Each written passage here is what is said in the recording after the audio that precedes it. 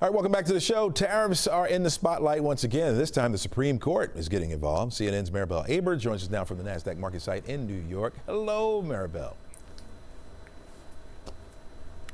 Sounds like hello, Chesley. Yeah, sounds like we're brewing up for a major trade fight here. Does it ever? President Trump is asking the Supreme Court to quickly hear his appeal on tariffs. A lower court recently ruled Trump overstepped his authority in rewriting U.S. trade policy. Normally, the Supreme Court could take as long as early next summer to issue a decision, but the White House is asking for a much quicker review, saying the lower court ruling is already hurting trade negotiations. Treasury Secretary Scott Bessent says waiting until next summer for a Supreme Court ruling could result in the U.S. having to unwind as much as $1 trillion in collected tariffs. The lower court posits ruling from taking effect until October 14th. So that gives the White House time to ask the Supreme Court to hear the appeal. Chesley. All right, thanks a lot, Maribel. Now, when you start to see these now hiring signs vanish, that looks like the fewer jobs are going to be on the market board. Talk to me about it.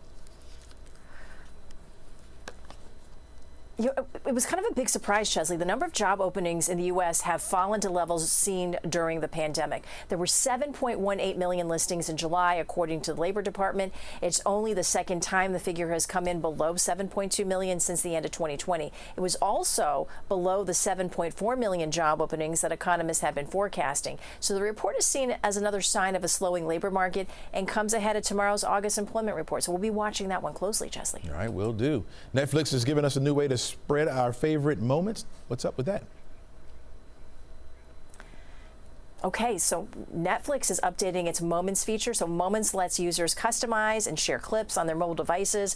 With the update, viewers can choose a start and end point on clips to save and share. There will be a clip option on the screen that lets you adjust the length of a segment. And then after it's clipped, the video will save to your My Netflix tab where you can rewatch it or share it. This update comes as Netflix is revamping its brand. The streaming giant has a redesigned homepage. There's a vertical video feed on mobile devices that looks similar to TikTok. I'm not sure how I feel about this one, Chesley, but I will say this idea is kind of genius. Netflix gets data on what we really want to watch and rewatch. It's kind of like free advertising. Yeah, right about that. All right, this is the one I've been waiting for here. The NFL season kicks off tonight right here on NBC and then ends with the Super Bowl 60 right here on the same network. And we're already scoring big, right?